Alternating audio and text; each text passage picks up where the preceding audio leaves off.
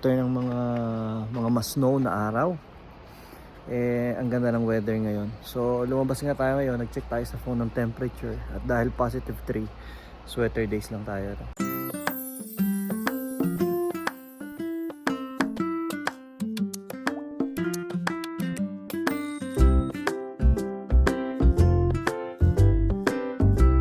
Nakita nyo yan? Tumutulo ngayon yung alulod ng bahay kasi nga ay warm yung ating temperature ngayon. 3:20 na at lumalabas yung mga bata ng 3:27, kaya tayo ay palabas na ngayon para sumundo sa kanila. Medyo hindi maganda yung tulog ko ngayon kasi hindi ko ba alam kung bakit ang aga ko nagising. 1 PM pa lang gising na ako and bumangon na ako. So nood na lang ng mga video sa YouTube, ganyan. Usually naman ay nagigising tayo yung saktong time. Ang alarm clock ko ay 2:45. So sigurado sa ngayon ay naglulusaw yung kalsada. So itong kanto na yan, makikita nyo, ito na yung 52nd Street. So sabi ko na nga ba dahil sa init na yan, ayan lusaw na lusaw. Ang linis ng kalsada lalo na main road kasi basang basa. Pag ganyan mga positive 3, sigurado na yan, lusaw yung mga snow na yan. Ayun guys, nandito tayo sa gilid ng daan. Kung nakikita nyo yung building na yan, pakita ko sa inyo. Yan, yung malaking building na yan nasa harapan natin. Yan na yung school ng mga bata, no? Pero itong kahabaan ng stretch ng daan na to, pag maaga akong sumusundo, dito ako nag-aantay bago ko sila i-pick up doon sa pick up spot namin. So inaantay ko muna tumawag yung aking panganay na nasa labas na sila, and then saka lang ako mag-go, saka lang ako magpo-proceed na pumunta doon sa tapat ng school na yon. And hindi na natin kailangan mag-U-turn o magpaliko kasi pag nag-turn right ako dyan sa harap ng school, pag dinire-diretso yun, pabalik din lang ulit pa uwi sa bahay. So ganun ang routine namin. O ayan na, tumatawag na. Ayun, so ayun na nga, tumawag na yung panganay ko at labas na daw sila. So ayan, punta na tayo doon. Kaysa naman makisiksik agad tayo, hindi pa naman tayo makaka-pick up kasi nga nasa loob pa sila ng school or naglalakad pa lang sila. Hinihintay ko muna yung tawag ng panganay ko. And then pag sinabi niya, "Daddy, labas na kami," saka lang ako pupunta dyan para sunduin sila. Medyo busy kasi dyan sa tapat.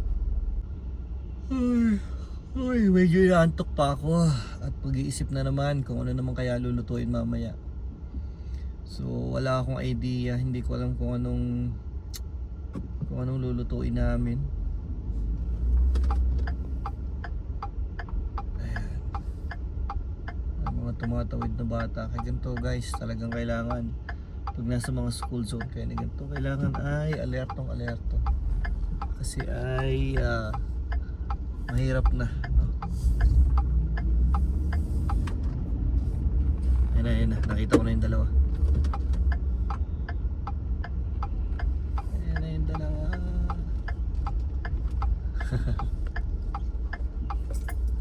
Hello. Grabe naman yung araw. Nagbablog? Ha? Wala akong maisip i-vlog trip tayo yan. Daddy. Pagawin ko kailangan ko bukas yung sa lunch yung test ko. Anong test? Simulation. Kasi di ba maaga ko Nagpaalam ka na Daddy, I'm so sweaty. I had gym today. Maaga tayo kaalis bukas dahil Restaurant. pupunta tayo sa hindi, yung sa salamin. Salamin. Check up pa lang. Baka. Oo, check up pa lang yun. Hindi pa yun yung appointment yun sa check up. Hindi yun sa Hindi yun yung appointment sa salamin. Kailangan meron na tayong eye check up bago tayo pumunta sa salaminan. Yung kasing salamin itong panganay ko ay nakaano nga kasi siya, naka myopia control lens. Napakamahal ng salamin niya. At ang sabi ng pinagpagawa namin, na binila namin ng salamin, ay kailangan niyang ibalik ngayong before mag-end yung year para mapalitan ng libre, di ba? Kasi or else kung sa January or sa 2026 at i-check up at papalitan, babayaran na siya ulit. Babayaran na naman siya. Eh nung kinuha yung salamin niya, halos pinag-combine na namin yung insurance namin dalawa ni Joyce para sa salamin niya, tapos nagbayad pa kami. Ganun kamahal yung salamin niya, no? Yung kanya, hindi naman mahal yung frame niya, yung talagang salamin niya ang mahal kasi special talaga yun. May kondisyon kasi talaga yung mata niya. Myopia, di ba? Ano yun? Nearsightedness. Myopia control. I'm farsighted and nearsighted. Oo, ang magulo yung mata niya. May isang farsighted, isang nearsighted. Ang pangit. Ito No? farsighted, ito hindi. Ito nearsighted, ito farsighted. Pero yung kay Johan, ano lang yun, astigmatism, di ba? So may chance pa siya matanggal ng ano. Oo, ng salamin. Sana nga. Ay, nako. Ayan, malapit na kagad tayo sa bahay. Tama mo, LASIK. Yung anong yun, Yung a LASIK laser is used to reshape the cornea to correct common refractive errors like nearsightedness, farsightedness. I have both. And astigmatism. So Johan, many people are able to see clearly without glasses or contacts after this procedure. Okay. Is it expensive? For sure. More expensive than glasses? Oo naman. Operation yun eh. Oh! But Yo, 3,500 per eye. nga So, lang. 7,000. Pag-iipunan. No? Kaya ang kagandahan nga lang, hindi na magsasalamin. Hindi naman pala, 2,500 pala. 2,500.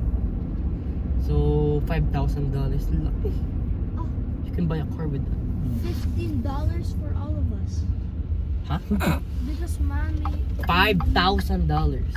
Yeah, $5,000. So, $15,000 in total because... Sabi mo, $15. Kala ko lang pala guys, wala nagpa-plow ng looban namin. Meron pala oh. Ayan oh, halata oh.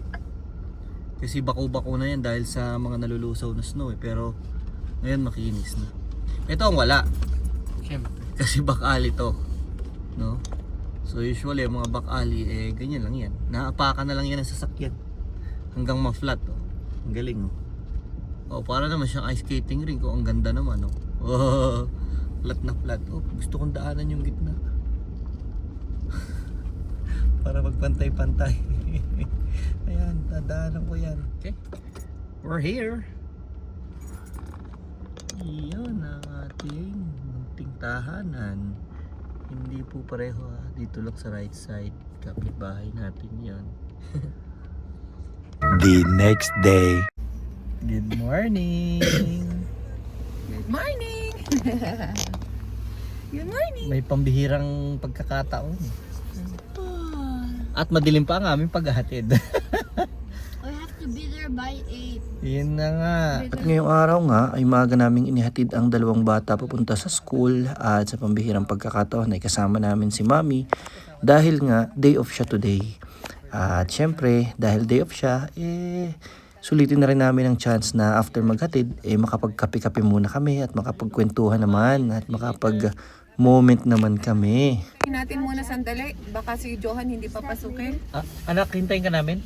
Kayo bahala. Okay lang naman. Ay sige, andyan lang ang gym, di ba? Tawagan mo kami agad. Ha? Pagpasok nyo. Careful, Johan. Careful. Hindi nga kami sigurado kung iaalaw ng school na papasukin pati yung aming bunso dahil wala naman siyang appointment at hindi naman siya kasali doon sa gym. Kaya nga naghintay muna kami ng sandali dito para masigurado namin na iaalaw nga yung aming kuya na isama na yung kanyang batang kapatid papasok sa school.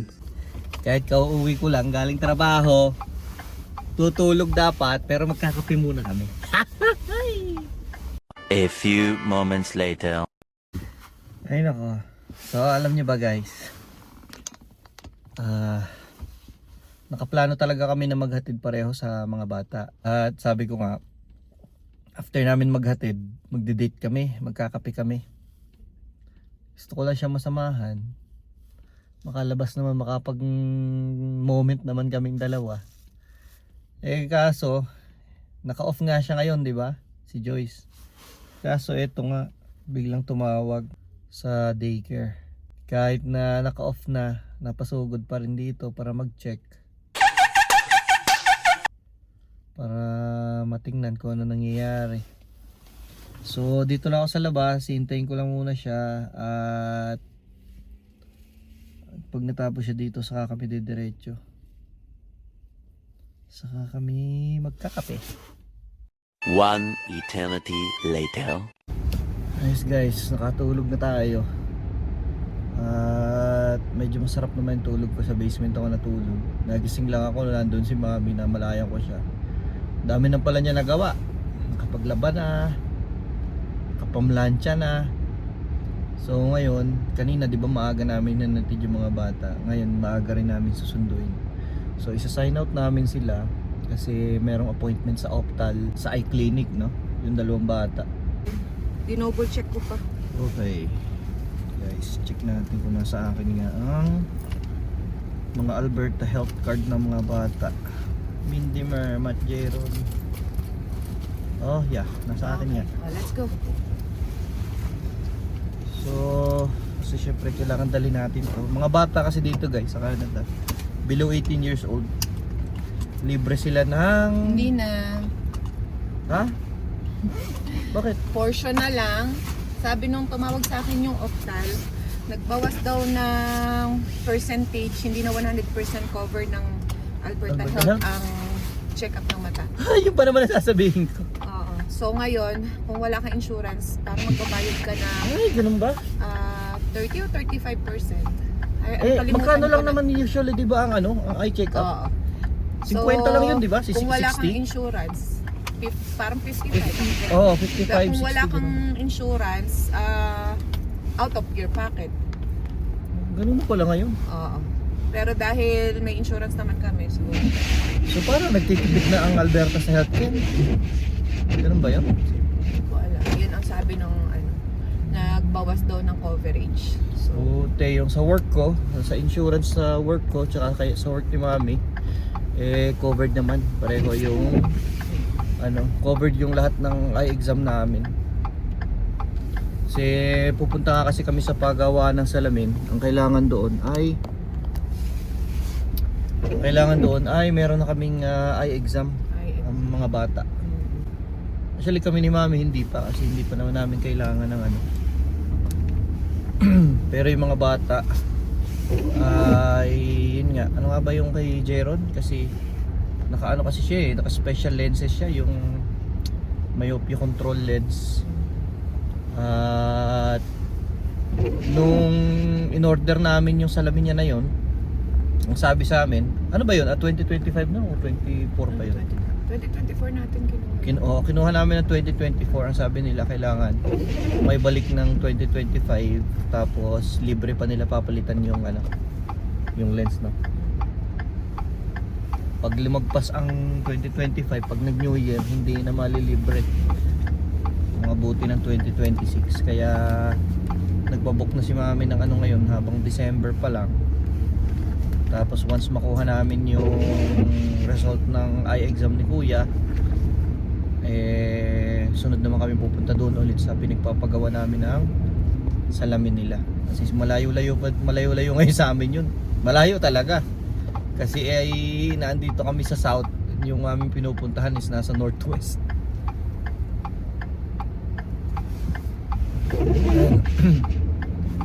So ngayon papunta na naman tayo sa school kasi nga kaya lang nakatulog na tayo ng masarap-sarap. Si mami naman nakapagkutkot na ng kung ano-ano, nakalaba at nakaplansya na daw siya. Ayan nga ang condition ngayon guys, nagfafag na. Basta tagaytay na tayo. Tapos, diretso lang. Pangatlong stoplight ka kanan. Nasa Pizza Hut. Tayo, Iris by Goo Goo Dolls.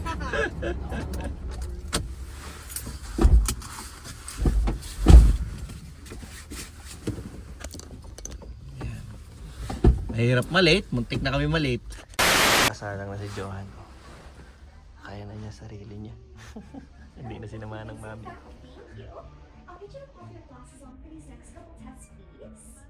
So, yun dito, sinalang na nga si Johan at ito yung parang initial eye exam na ginagawa sa kanila every time before pa nila ma-meet yung talagang doctor. And after this, si Jairo naman yung sumalang. And so far so good yung resulta ng kanilang mga pagsasalamin dahil walang masyadong nagbago or hindi nag-worsen yung condition ng mga mata nila. And in fact, ay maganda nga yung naging resulta ng pagsusuot ni Jairon ng kanya myopia control lenses dahil na-maintain yung vision niya sa parehong mata. Pero ganun pa man, marami na nakitang scratches dun sa kanyang salamin. Kaya ang suggestion niya rin ng doktor ay mapalitan nga ito. And good thing naman na pag bumalik kami doon kung saan kami nagpagawa ng salamin na to, ay gagawin nila yung adjustment at bibigyan siya ng bagong glass na hindi na kami magbabayad ulit dahil part yon ng plan or ng package na kinuha namin sa kanila. At yun lang naman guys ang na-share namin sa vlog na ito for today. Thank you for watching as always and see you on the next one. Bye bye!